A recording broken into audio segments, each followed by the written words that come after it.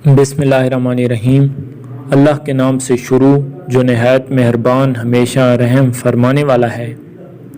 ہمارا آج کا حدیث مبارکہ کا لیسن نمبر 7 ہے، جس کا ٹاپک ہے اخلاص نیت اور مسلمانوں کے حقوق۔ رسول اکرم صلی اللہ علیہ وسلم نے ارشاد فرمایا، سارے عمل نیت سے ہیں، یعنی اعمال اچھی نیت سے اچھے اور بری نیت سے برے ہو جاتے ہیں۔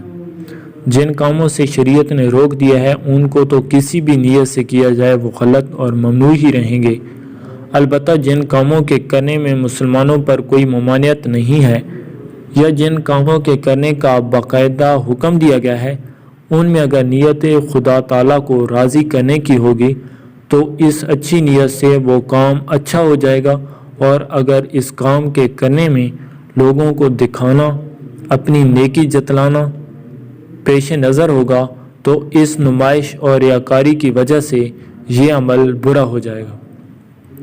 مثلا ایک شخص اپنی نماز اس لیے خوب لمبی پڑھتا ہے کہ دیکھنے والے اسے نیک اور بزرگ سمجھیں تو اس کی یہ نماز اس ریاکاری کی وجہ سے بری ہو جائے گی اور بجائے ثواب کے عذاب کا سبب ہو جائے گی، اور اگر اللہ تعالیٰ کو خوش کرنے کے لیے پڑھتا ہے تو اس کو ثواب ملے گا۔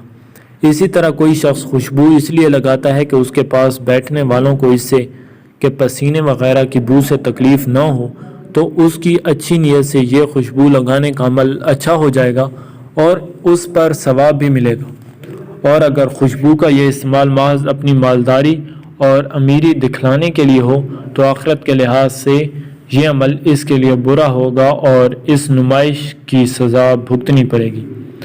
حاصل اس حدیث شریف کا یہ ہے کہ ہر مسلمان کو اپنا عمل خدا تعالیٰ کی خوشنودی اور اس کی رضا مندی کے لیے کرنا چاہیے، لوگوں کو دکھانے اور ان کے سامنے جتانے سے بچنا چاہیے۔ اللہ تعالیٰ کے ہاں انسانی عمل کی قدردانی اس کے اخلاص کی وجہ سے ہوگی۔ جس کام میں جتنا اخلاص ہوگا اتنا ہی وہ اللہ تعالیٰ کے ہاں مقبول ہوگا۔ مسلمانوں کے چند حقوق۔ حضور اکرم صلی اللہ علیہ وسلم نے ارشاد فرمایا، مسلمان کے مسلمان پر 5 حق ہیں۔ ایک سلام کا جواب دینا، دوسرا مریض کی بیمار پرسی کرنا، تیسرا جنازے کے ساتھ چلنا، چوتھا اس کی دعوت قبول کرنا، اور 5واں چھینک کا جواب یرحمک اللہ کہہ کر دینا۔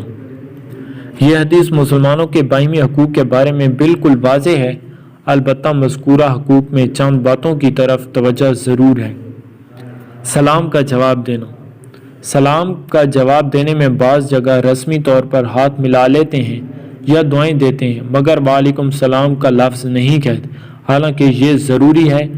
سلام کا جواب دینا واجب ہے، جیتے رہو لمبی عمر پاؤ کہنے سے یہ واجب ادا نہیں ہوتا۔ مریض کی مزاج پرسی میں اس کا خیال رہنا چاہیے کہ ایسے وقت میں عیادت کے لیے جائیں جب اس کو ملاقات کرنے میں کوئی تکلیف نہ ہو، اور اتنی دیر اس کے پاس نہ بیٹھیں کہ وہ اکتا جائے یا اپنی کسی ضرورت میں تنگی محسوس کرے۔ مثلا بعض اوقات کوئی تیماردار مریض پر اس طرح مسلط ہو جاتا ہے کہ اگر وہ سونا چاہے تو سو نہیں سکتا یا خاموش رہنا چاہے تو لحاظ کی وجہ سے نہیں رہ سکتا۔ جنازے کے ساتھ جانے میں بھی اس کا خیال رہے کہ کوئی کام خلاف سنت نہ ہو۔ آج کل جنازے میں بہت سی چیزیں اپنی طرف سے بڑھا لی گئی ہیں، ان سے بچنے اور کسی مناسب موقع پر دوسروں کو بھی ان رسومات و بدعات سے منع کریں۔ دعوت قبول کرنے میں بھی یہ شرط ہے کہ وہاں جا کر کسی ناجائز کام میں شرکت نہ ہو، جیسے آج کل ولیمہ میں دعوتیں، بے پردگی وغیرہ، غیر محرم مرد عورتوں کا آزادانہ اختلاط اور فلم سازی، تصویر بازی سے بھری ہوئی ہوتی ہیں۔ ایسی دعوتوں کا قبول کرنا جائز نہیں۔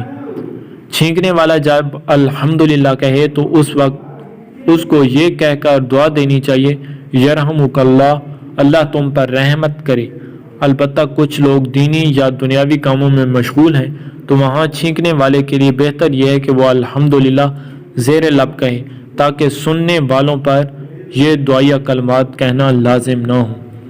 اللہ پاک سے دعا ہے کہ اللہ پاک سنے سنائے پر عمل کرنے کی توفیق عطا فرمائے، آمین۔